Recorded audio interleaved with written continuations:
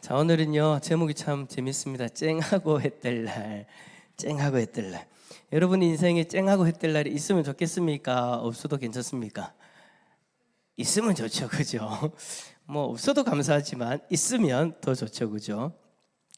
쨍하고 해뜰 날 하면 여러 인생들 가운데에서 오늘 말씀의 주인공으로 나오는 요셉. 요셉이 쨍하고 해뜰 날. 참 해뜰 날 해 뜨기까지 그 시간이 참 너무 오래 걸렸어요, 그죠? 오래 걸렸지만 어쨌든 쨍하고 해뜰 날 다가왔습니다. 그 쨍하고 해뜰 날이 어떻게 다가왔는가 우리 성도님들 잘 아시겠지만 또 말씀을 살펴보면서 하나님의 다스리심과 인도하심을 경험하는 발견하는 우리 성도님들 다 될 수 있기를 바랍니다. 자, 오늘 첫 번째 문제입니다. 복습이죠. 지난 시간에 우리 배웠던 요셉이 애굽왕 바로의 신하 진위대장의 집에서 가정총무가 될 수 있었던 이유는 무엇이며 감옥에서 간수장의 은혜를 입게 된 이유는 무엇인가? 자, 첫 번째는 뭐냐? 하나님께서 함께 하셨다.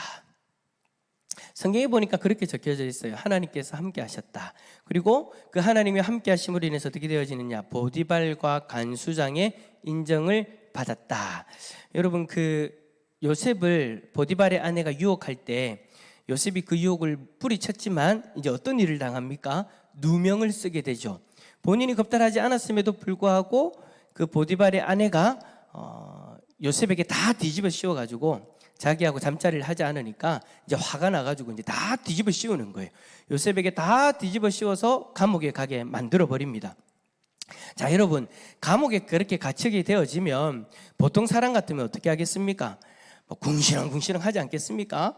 내가 내 인생은 왜 이러냐고 막 그렇게 자신의 인생을 저주하고 한탄하고 그렇게 시간을 보내겠죠. 그런데 요셉은요 참 대단합니다. 감옥에 가서도 어떻게 되어지느냐? 간수장, 그 감옥을 감독하는 그 간수장이 인정을 받아요. 인정을 받는데 이 장면을 성경에서 뭐라고 기록하느냐? 하나님께서 그에게 인자를 더하셨다. 누명을 써서 억울한 감옥 생활을 하게 되지만 그 가운데 하나님이 인자를 더하셨다. 여러분 우리가 일반적으로 생각하면 그런 거잖아요. 감옥에 안 가고 하나님이 인자하심을 더해서 아예 그냥 감옥에 가기 전에 형통하면 얼마나 좋겠습니까? 그런데 하나님이 형통한 길을 가는데도 뭐가 있어요? 감옥도 있고요, 억울한 일도 당하고요, 그런 일을 당해요. 그런데 그 일 가운데 뭐가 있다고요? 하나님의 인자하심이 있더라라는 거예요. 그 고난 가운데서 하나님의 인자함이 있으니까 어떤 일이 일어나느냐? 간수장에게 은혜를 받게 됩니다. 간수장에게 은혜를 받게 되는데 실제적으로 어떤 일을 받게 되느냐? 옥중 제수들을 다 요셉이 관리하게 됩니다. 요셉에게 다 맡겨요. 그리고 그 재반 사물을 요셉이 다 처리하게 하죠. 그러니까 감옥과 그 감옥이 있는, 요셉이 있는 그 감옥의 모든 행정, 모든 운영을 누구에게 맡긴 거예요? 요셉에게 맡긴 거예요. 참 대단하지 않습니까? 그렇게 하나님이 그와 함께 하심으로 그에게 인자를 더하시니까 요셉이 그 감옥에서조차도 중요한 일들을 맡으면서 그 모든 일들을 하게 되더라라는 거죠. 그런데 저는 참 이게 중요하다고 생각해요. 그렇게 하나님의 인자하심을 받아서 감옥을 관리하는 사람이 되었는데 중요한 건 3번이죠. 요셉이 열심히 일했다. 여러분 참 이 모습이요, 요셉이 변하지가 않아요. 보디발의 집에 있을 때도 마찬가지였잖아요.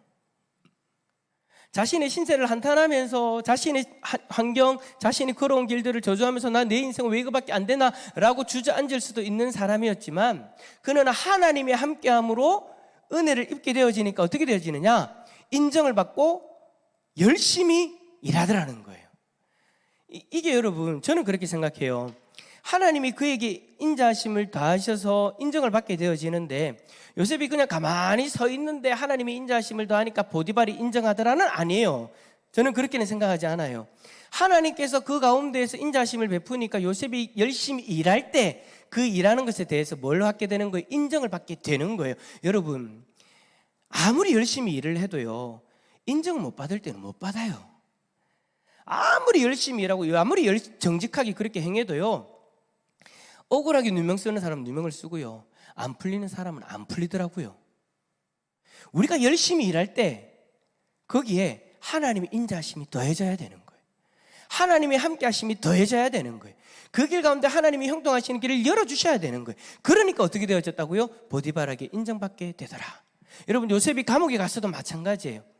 하나님의 인자하심을 더하시니까 요셉이 가만히 있는데 인정을 받고 가만히 있는데 모든 것을 다스렸다. 아니요, 요셉은 그에게 주어진 그 순간순간마다 하나님이 인자하심을 더하셔서 은혜를 받게 되어졌을 때, 있게 되어졌을 때 열심히 최선을 다해서 일했다라는 거예요. 저는 참 이런 모습이 우리에게도 있어야 되겠다라는 그런 생각이 듭니다. 우리는 솔직히 하나님이 함께 하시기를 원하고 그렇게 기도하죠. 또 사람들한테 인정받고 싶은 어떤 그런 기도들을 합니다. 그런데 참 우리가 안 되는 게 뭐냐, 많은 사람들이 안 되는 게 뭐냐, 3번이 안 되더라고요. 은혜를 바래요. 하나님 은혜를 주세요. 사람들로부터 인정을 또 받게 하세요. 그런데 많은 대부분의 사람들이 어떻게 되어지냐, 왜 실패를 하느냐, 왜 넘어지느냐, 열심히 일하는 것까지는 안 하니까. 하나님이 환경을 허락하시고 사람들로부터 인정도 받게 하시는데 열심히 일을 안 해요. 그러니까 어떻게 되어지느냐, 그 인정이 오래가지 못하는 거죠. 못하는 거죠. 하나님이 은혜를 주시고 환경을 만들어 주실 때 뭐까지 더 가해되어야 된다? 우리의 열심도 가미되어져야 된다는 거예요. 요셉이 그러한 삶을 살았다는 것을 성경을 통해서 우리에게 정확하게 보여주잖아요. 보디발의 집에서도 마찬가지고 감옥에 갇혀 있을 때에도 그러더라. 사랑하는 성도 여러분, 하나님은 언제나 우리와 함께 하시는 줄 믿으십니까? 근데 요셉처럼 우리가 고난의 길을 갈 때도 있어요. 근데 그 길 가운데에서도 하나님은 우리에게 은혜를 주십니다. 그리고 그 은혜로 말미암아, 그 하나님의 인자심으로 말미암아 사람들로부터 은혜를 받게 하세요. 그 가운데서 우리에게 필요한 게 뭐라고요? 순간순간 최선을 다해야 된다는 거예요. 그렇게 되어질 때에 저는 금상첨화다라고 그렇게 이야기를 하고 싶어요. 요셉이 그 삶이 금상첨화의 삶이었어요. 하나님의 은혜가 더해지고 인정도 받고 열심히 일하니까 하나님이 그 가운데 형통의 길을 열어주시게 되는 거죠. 그러면서 조금씩 그의 삶이 변화되기 시작합니다. 여러분, 쨍하고 해뜰 날이요, 그냥 가만히 있는데 쨍하고 해뜰 날이 되는 게 아니었다라는 거예요. 쨍하고 해뜰 날까지 가기까지 하나님께서 하신 일이 있고요, 하나님이 모든 것들을 환경들을 허락하시고 은혜를 받게 하셨는데 그 가운데 우리의 열심도 더해지게 되어질 때 하나님 그때 쨍하고 해뜰 날을 주시는 줄 믿습니다. 처음에 그까지 가기까지가 많이 길어 보일 거예요. 여러분, 요셉의 삶도 많이 길었잖아요. 그 숱한 시간 가운데에서도 끝까지 하나님과 함께하는 그 의식, 그 하나님을 바라보는 그 시선, 그 마음이 변화되지 않았을 때, 변하지 않고 최선을 다해서 살았을 때 그날까지 갈 수 있었던 것이죠. 저는 저와 여러분 삶 가운데에도 쨍하고 해뜰 날이 일어나게 될 줄 믿습니다. 근데 저는 그렇게 생각하는 게, 이미 그 쨍하고 해뜰 날이 여러분에게 있는 분들도 계실 거예요. 할렐루야. 여러분들의 삶 가운데 하나님이 은혜를 주셨기 때문에, 하나님의 인자심을 여러분에게 더해 주셨기 때문에, 그리고 또 사람들을 통해서 인자함을 받게 하셨으니까, 그 가운데 뭐가 더해졌다고? 여러분이 열심히 더해졌으니까 여러분들이 지금 쨍하고 해뜰 날을 살아가고 있는 거예요. 저는 여기 계신 우리 장로님들, 집사님들도 그 쨍하고 해뜰 날을 경험하고 있는 줄 믿습니다. 그리고 또 앞으로 그 쨍하고 해뜰 날이 아직까지 다가오지 않았다 할지라도 앞으로 그 쨍하고 해뜰 날이 그 은혜 가운데 일어나게 될 줄 믿습니다. 그러니까 우리에게는 어떤 고난의 환경, 어떤 환경들이, 우리에게 힘든 환경들이 다가온다 할지라도 요셉이 걸어갔던 그 모습을 바라보면서 우리가 그 길을 따라가면 되는 거예요. 하나님의 은혜가 임하고 인자하심이 더해지고 사람들로부터 은혜 받게 하시고 그 가운데 내가 최선을 다하면 쨍하고 해뜰 날 오게 될 줄 믿습니다. 물론 여러분, 이걸 가지고 세상에서 성공하는 어떤 좀 잘못된 어떤 신학으로 가버리면 문제가 되지만, 우리가 하나님 주신 그 은혜 가운데 최선을 다하면 하나님이 귀하게 보시는 거예요. 자, 이제 이 복습을 하고요. 자, 오늘 말씀을 돌아갑시다. 요셉은 바로와 그의 신하들에게 어떤 칭송을 받게 되어지는가? 자, 말씀 읽어볼까요? 요셉에게 시작. 요셉에게 이르되 하나님이 이 모든 것을 내게 보이셨으니 너와 같이 명철하고 지혜 있는 자가 없도다. 너와 같이 명철하고 지혜 있는 자가 없도다. 그리고 또 뭐라고 있느냐? 하나님이 이 모든 것을 내게 보이셨다. 하나님을 인정하고 그 요셉의 그 명철함과 지혜 있는 것을 인정하는, 사람들이 그렇게 인정하는 그런 모습들이 보여지죠. 여러분 40장에 보면은요, 이제 어떤 일들이 있었냐, 여러분들이 이제 요셉의 스토리를 잘 아시지만 요셉이 감옥에 그렇게 갇혀졌을 때 감옥을 그렇게 이제 주장하면서 이제 행정적인 업무들을 하면서 그렇게 이제 시간들을 보내고 있는데 2년이라는 시간이 그렇게 있었어요. 근데 그 2년이라는 시간이 이제 지나가기 전에, 그러니까 감옥에 갇힌 직후에 어떤 일들이 있었습니까? 애구방에 술 맡은 자와 떡 굽는 자가 감옥에 들어오게 되죠. 근데 그들이 각자 꿈을 꾸게 되어지고 요셉이 그 꿈을 해석해줘요. 그러니까 그 꿈의 해석대로 되어지는데 술 맡은 관원장은 사흘 안에 어떻게 되지냐? 복직이 되어지고 떡 굽는 관원장은 사형을 당하게 됩니다. 이 일이 있고 난 이후에 만 2년이 지나게 되어져요. 만 2년이 지나고 났을 때 이제 또 누가 꿈을 꾸게 되어지느냐? 바로가 꿈을 꾸게 되죠. 근데 이상한 꿈을 꿉니다. 아주 이상한 꿈을 꾸게 됩니다. 여러분 요즘 꿈 꾸세요? 저는 요즘에 꿈을 잘 안 꿔요. 근데 한 번씩 어떨 때 꿈을 꾸냐면 처음에 저녁에 잘 때는 꿈을 잘 안 꿔요. 근데 꼭 잠 설치다가 일어나가지고 다시 잘 때 희한하게 그때 꿈을 꾸게 되더라고요. 근데 그럴 때 꿈을 자주 꾸는데 그때 이상한 꿈을 꾸면요, 정말 찝찝합니다. 뭐 이런 꿈이 다 있노? 막 그런 어떤 마음이 들 때도 있어요. 근데 바로가 오늘 그런 거예요. 꿈을 꿨는데 찝찝한 꿈을 꿔요. 찝찝한 꿈을 꿔가지고 이제 깨게 되는데 어떤 꿈을 꾸느냐? 바로가 이제 꿈에서 나일강에 딱 서 있어요. 나일강에 서 있는데 살찐 7 암소가 이제 쭉 올라와가지고 갈대밭에서 이제 그 풀을 뜯어먹고 있는 거예요.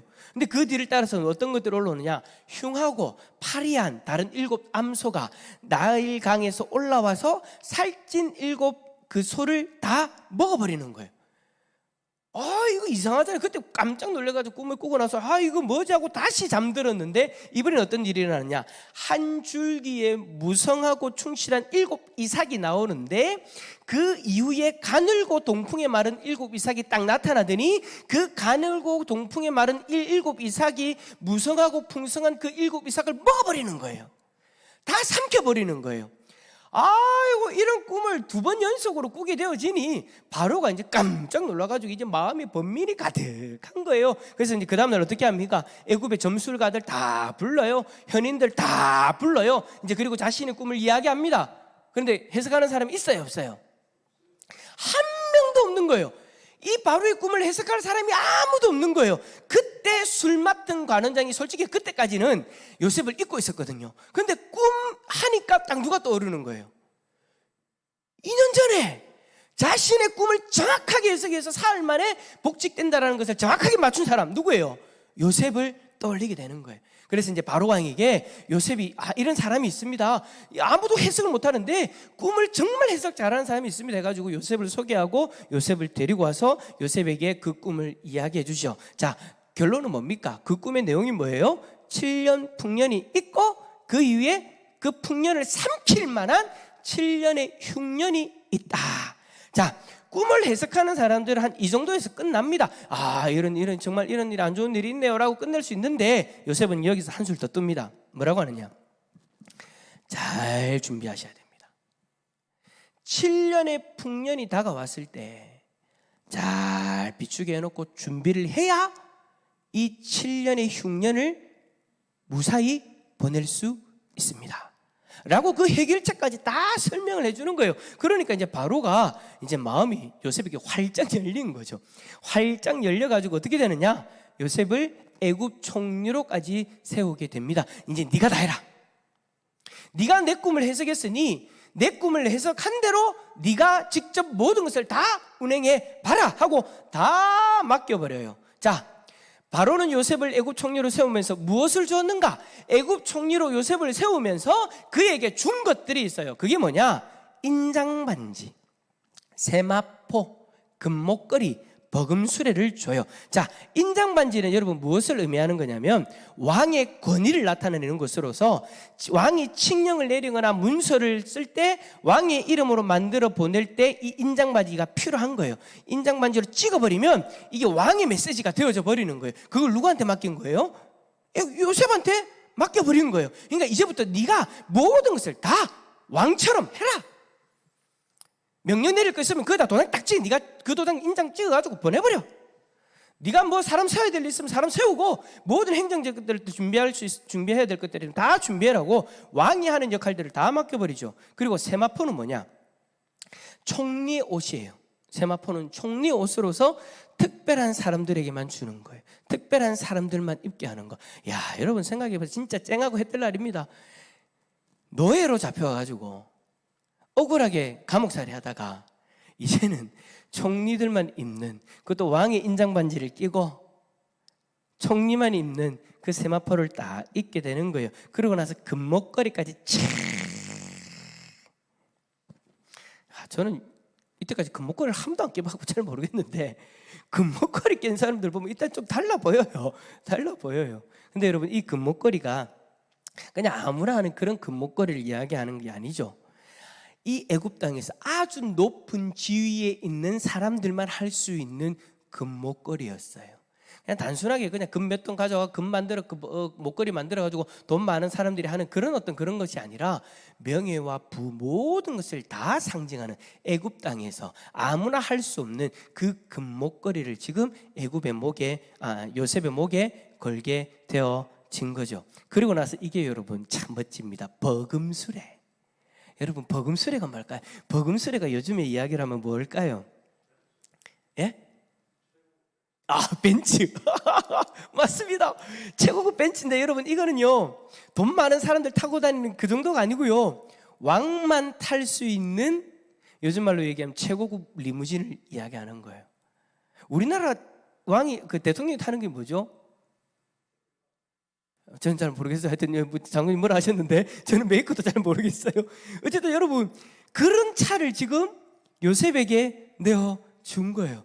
야, 여러분, 오늘 제목이 그냥 괜히 그냥 쨍하고 햇될 날이 아닙니다. 여러분의 인생이 하루아침에 이렇게 바뀌게 되어지면 여러분, 이거는요 잠도 못 잘 것 같아요. 저 같으면요, 저 오늘 이렇게 저녁에 막 설교하다가 내일 아침 딱 됐는데 어떤 일이 딱 생겨가지고 제가 갑자기 막 요셉이 하는 이 모든 것들 다 하고 갑자기 대통령이 막 그 리무진 딱 보내고 저를 태우고 가가지고, 야, 이제 김옥일 이 씨가 이제부터 앞으로 이 나라를 다스리는 총리가 되어집니다. 총리가 되어지는데 우리나라 정도의 총리가 아니에요. 왕이에요. 왕. 대통령도 요즘에 힘이 없잖아요. 왕이에요. 절대 권력을 가진 왕이에요. 그 왕이 자신의 권력을 다 이양하는 총리가 되어지는 거예요. 금목걸이 쫙 달고 진짜 쨍하고 해뜰 날입니다. 근데 이 쨍하고 해뜰 날이 말씀해 보니까 뭐라고 되어져 있느냐? 하나님이 함께 하심으로 하나님이 형통의 길을 열어주시더라. 할렐루야. 근데 여러분, 이게요 앞에서 이야기했던 그 원리가 그대로 적용되어져서 열매를 맺게 되어지는 것 같아요. 그냥 가만히 있는데 쨍하고 해뜰 날이 임한 게 아니에요. 하나님이 인자하심을 그 인생에 더했고 사람들로부터 은혜를 받을 때 최선을 다했다라는 거예요. 그렇게 최선을 다하고 하나님 앞에 신실하게 서 있으니까 하나님이 그 사람을 들어 일으켜 세우시더라. 물론 여러분, 이 요셉의 인생은요 단순히 그냥 요셉 한 사람이 이런 인생을 살았기 때문에 이런 자리가 갔다는 아니에요.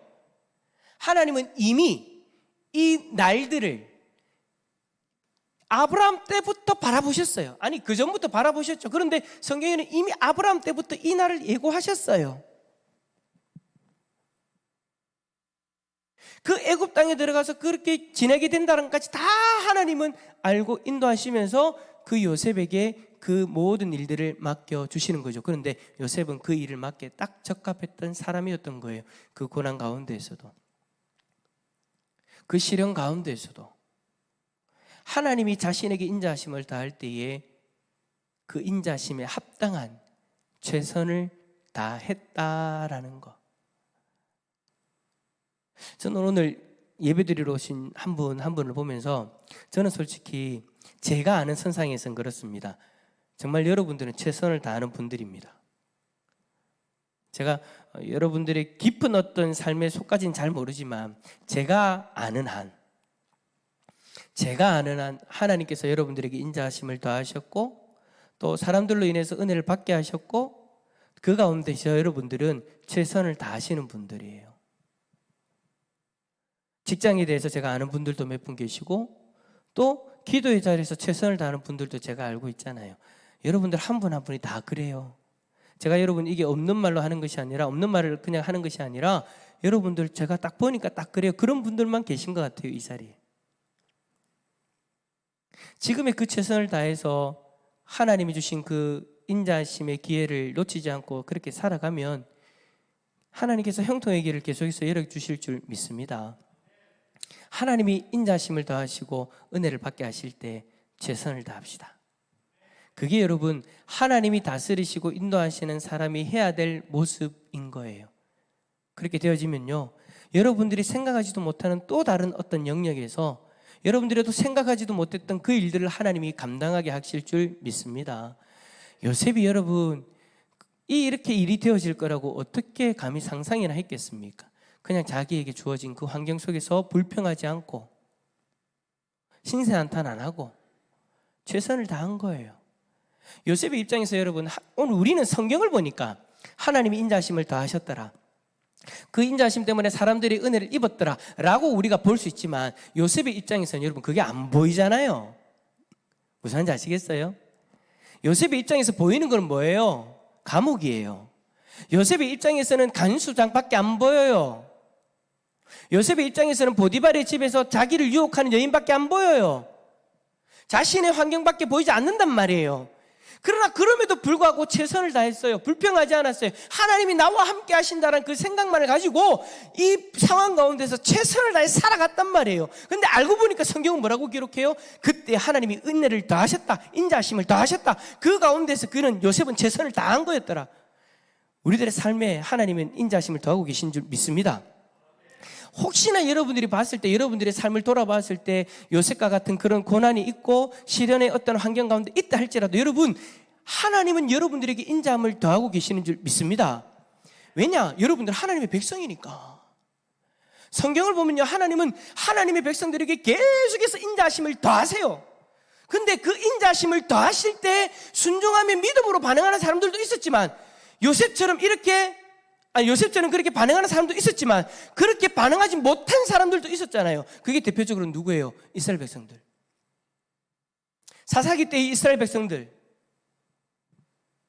남유다, 우리가 예레미야서를 쭉 봤지만 남유다의 그 마지막 때에 있었던 그 이스라엘 백성들, 남유다의 그 왕들, 하나님께서 인자하심을 더하시고 은혜를 더하셔서 그들이 하나님을 바라볼 수 있도록 기회를 다 주셨음에도 불구하고 그들은 그 속에서 최선을 다하지 않았어요. 무슨 최선요? 하나님을 바라보는 최선도 안 했고요, 그 인생들 가운데서 최선을 다하지 않았어요.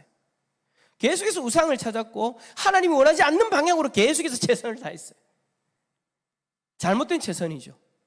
그러한 최선을 걸어가니까 결국에는 멸망당하는, 포로로 잡혀가는 그런 일들을 경험하게 되지 않습니까? 사랑하는 성도 여러분, 여러분들의 환경 가운데 지금도 하나님은 인자하심을 더하고 계심을 믿으시기를 바랍니다. 그리고 그 인자하심으로 더함으로 말미암아 사람들로부터 은혜를 입고 있다는 것을 여러분 바라볼 수 있기를 축복합니다. 그 가운데서 어떻게 하자고요? 최선을 다하자고요. 그러면 오늘 요셉에게 일어나는 이 놀라운 일이 우리들의 역사가 되질 줄 믿습니다. 아멘이십니까? 자, 3번. 바로가 요셉에게 준 이름은 무엇이며 요셉이 바로 앞에 설 때 나이는 몇 세였는가? 자, 여러분, 그렇게 이제 총리가 되어질 때에 이제 바로가 요셉에게 이름을 줍니다. 이제 이름을 지어줘요. 요셉이란 이름 말고 다른 이름을 지어주는데 그 이름이 뭐냐? 사브낫 바네아. 사브낫 바네아. 그리고 요셉의 나이 30입니다. 여러분, 사브낫 바네아라는 이 이름은요, 말씀을 대언한, 하나님의 말씀을 하나님께서 말씀하시고 그는 살아계신다. 그러니까 하나님의 말씀을 대언한 자를 통해서 하나님이 살아계심을 보여주신다. 근데 솔직히 여러분, 바로의 입장에서는 하나님, 여호와 하나님을 바라본 것은 아니에요. 바로 왕은 여러분, 하나님을 섬기는 왕은 아닙니다. 애굽왕으로서 어떤 왕이에요? 무엇을 섬겨요? 우상을 섬겨요. 그러니까 지금 이 애굽의 왕 바로는 자신이 섬기는 그 신의 말을 대언하는 자로서 누구를 지금 누구에게 이름을 지어준 거예요? 요셉에게 이 이름을 지어준 거예요. 신의 말을 대언하는 사람. 그런데 요셉의 입장에서는 바로가 섬기는 그 신이 아니라 누구의 말씀을 대언한 거예요? 하나님의 말씀을 대언한 거잖아요. 그러니까 지금 애굽 왕의 입장에서는 최선을 다해 이 사람을 인정해 준 거예요. 자신의 말을 대언하는 자로서. 하지만 요셉은 그것을 그대로 받아들이는 것이 아니라 어떻게 받아들이냐? 나는 하나님의 말씀을 대언하는 자다. 여러분, 우리가 세상에 나가면 믿지 않는 사람들은 우리의 형통함을 보고 자기들 입장에서 우리의 삶을 평가합니다. 어떻게 평가하느냐? 운이 좋았다, 사람 잘 만났다, 막 그렇게 이야기를 하죠. 근데 여러분, 우리는 어떻게 생각이 됩니까? 저는요, 한 번씩 깜짝깜짝 놀랄 때가 있어요. 세상 사람들이 운이 좋았다, 뭐 잘됐다, 아이고 잘됐네, 운이 좋네 라고 그렇게 이야기를 할 수 있는데, 그거를 본인 스스로도 그렇게 이야기하는 분들이 있어요. 아유, 목사님, 제가 운이 좋았습니다. 여러분, 우리는 그렇게 이야기하면 안 돼요. 세상 사람들은 그렇게 이야기하는데 애굽 왕이 요셉에게 그렇게 했던 것처럼 그렇게 이야기할 수 있는데, 우리는 어떻게 해야 되느냐? 하나님이 인도하셨습니다. 할렐루야. 세상 사람들은 운이 좋았다라고 이야기할 수 있어요. 야, 당신 능력 있네, 그거 어떻게 했노? 근데 여러분, 우리는 그렇게 생각하면 안 된다라는 거예요. 우리는 어떻게 해요? 하나님이 능력을 주셔서, 하나님이 인도하셔서. 아까 여러분, 우리가 찬양하면서 하나님이 우리를 다스리십니다, 우리를 인도하십니다, 그렇게 우리가 고백했잖아요. 그 찬양의 고백이 여러분, 우리들의 삶 가운데 그렇게 고백되어질 수 있어야 된다는 거예요. 운이 좋아서 되어진 것이 아니에요. 내가 능력이 좋아서 되어진 것이 아니에요. 하나님이 우리에게 인자하심을 더하시고 은혜를 더하셨기 때문에 우리가 그러한 자리에 갈 수 있었던 거예요. 세상 사람들이 인정하는 방식으로 우리의 삶을 인정하지 맙시다. 하나님을 인정하고 하나님을 드러냅시다. 요셉은 지금 사브나바네아, 애굽 왕이 이야기하는 신의 말을 대언한 자였지만 요셉은 스스로 그렇게 생각하지 않았다라는 거예요. 나는 하나님의 말씀을 대언하는 자다. 그것을 통해서 누가 드러나요? 하나님이 드러나고 하나님의 살아계심이 드러나는 거죠. 그런데 여러분, 요셉만 이름이 띄어지는 것이 아니라 요셉의 아들들도 이름을 정하죠. 근데 이 요셉의 아들을 낳고 이름을 정할 때 신앙 고백을 줬습니다. 어떤 의미가 있습니까? 므낫세, 하나님이 내게 내 모든 고난과 내 아버지의 온 집을 잊어버리게 하셨다. 잊어버리게 하셨다. 뭘 통해 잊어버린 걸까요? 저는 가만히 생각해 보니까 고난이잖아요. 힘들었던 시간이잖아요. 근데 그 고난과 힘든 시간을 잊어버릴 수 있는 뭘 주신 거예요? 형통함을 주셨다라는 거예요. 여러분, 아픔이 그냥 아무거나 가지고 덮을 수 있는 건 아니잖아요. 힘든 시간들이 그냥 잊어지는 것은 아니잖아요. 우리가 지금 행복을 누릴 때 그 행복을 통해서 옛날에 그 아픔들을 잊을 수가 있는 거잖아요. 그렇게 하나님은 우리에게 역사하신다라는 거예요. 여러분에게 혹시나 옛날에 그 아픔들이 있죠. 옛날에 힘들었던 시간들이 있을 거예요. 그런데 지금의 형통함이 그 아픔을 덮게 하는, 잊게 하는 은혜의 시간인 줄 믿습니다. 제가 아는 분들 몇 분만 해도 지금 딱 보면요, 몇 분만 해도 옛날에 그 과거에 힘들었던 시간들이 있었다는 걸 제가 알고 있잖아요. 근데 그 옛날의 삶이 지금의 뭐로? 하나님이 주신 그 은혜로 형통의 길로 다 잊혀지고 있다는 거예요. 저는 잊혀졌으면 좋겠어요. 근데 안타까운 거는 뭐냐? 지금의 하나님 주신 그 은혜들이 있는데도 불구하고 계속해서 옛날에 그 과거의 아픔, 상처에 얽매여 있는 사람들이 있어요. 얽매여져 있는 사람들이 있어요.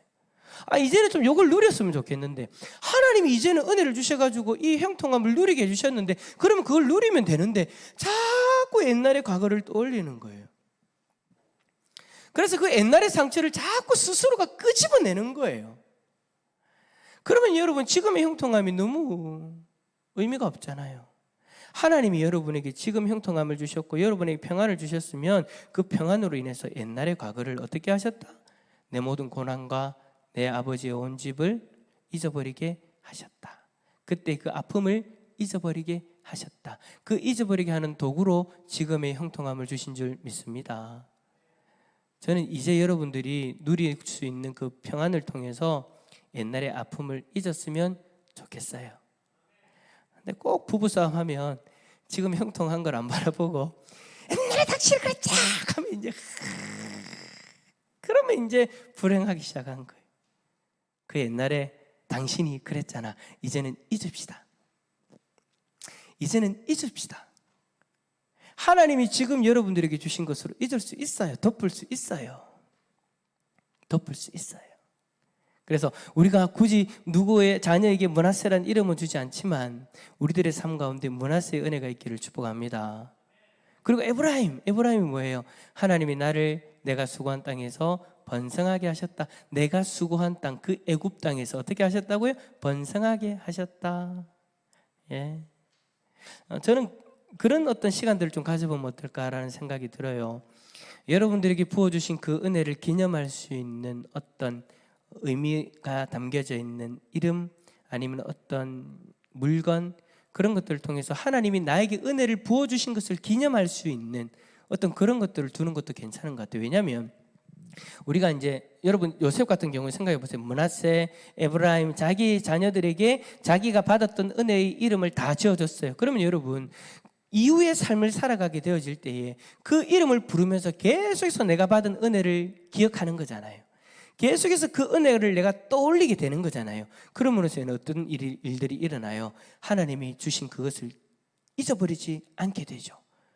잊어버리지 않게 되는 거예요. 여러분 이게 참 중요한 것 같아요. 내가 받은 은혜가 있다면 그 은혜를 잊어버리지 않도록 뭔가 나에게 기념할 수 있는 것들을 세워놓는 것. 그게 우상이 되면 안 되지만 하나님이 나에게 베풀어 주신 은혜를 기억할 수 있도록 뭔가를 내가 해줄 수 있는 것. 만약에 지금 아이를 놓게 되어진다면 그 아이에게 그런 의미가 담겨져 있는 이름을 주면 좋겠죠. 근데 없네요. 아니죠, 그죠? 그런 건 없으니까 우리 지금 현실 저 뒤에 계시는 이제 전도사님들은 이제 결혼하면 이제 그런 아이들을 놓을 수 있고 아이 놓으면 이름 그렇게 지으면 되겠네. 그 아이 이름을 부르면서 계속해서 그 은혜를 떠올리면 되니까. 근데 우리는 현실적으로 지금 그게 안 되니까 우리들이 은혜를 기억하기 위해서 뭔가를 상징적으로 우리가 기념할 수 있는 것, 그런 것들을 해놓는 것도 참 의미가 있겠다라는 그런 생각이 듭니다. 물론 앞에서 얘기한 것처럼 그게 우상이 되면은 곤란하지만 하나님이 은혜를 잊지 않기 위해서 뭔가 의미 있는 것을 세워놓으면 좋겠다라는 그런 생각을 하게 됩니다. 어쨌든 요셉은 므낫세, 에브라임 아들 둘에게 이렇게 이름을 지어주면서 그렇게 하나님의 은혜를 기억했습니다. 자, 5번 요셉의 흉년 대처법은 뭡니까? 여러분 잘 아는 것처럼 뭐예요? 풍년 때에 곡식을 거두어 가지고 여러 성읍에 저장해 두고 흉년 때에는 쌓아둔 곡식을 팔면서 그렇게 이제 7년이라는 흉년을 보내게 되어지죠. 그래서 이제 어려운 시기들을 잘 이겨내는 그런 총리로서의 역할을 잘 감당하게 되어집니다. 이제 마무리를 우리가 하면서 저는 오늘 이 문제를 한번 좀 봤으면 좋겠어요. 마지막 2번 문제 한번 읽어볼까요? 시작. 모든 사람들은 축복과 번영을 바라지만 요셉처럼 형들에 의해 물구덩이로 내려가고 노예가 되어 이집트로 내려가고 다시 죄인이 되어 감옥으로 내려가기도 한다. 그러나 우리는 요셉의 인생에 결국에는 올라간다는 것을 알고 있다. 이 사실이 당신에게 주는 소망은 무엇인가? 결국에는 올라간다는 거 우리는 아는 거예요. 그죠? 우리는 알아요. 근데 여러분 나중에 10년, 20년이 지나고 나서 우리들의 후손들도 알겠죠.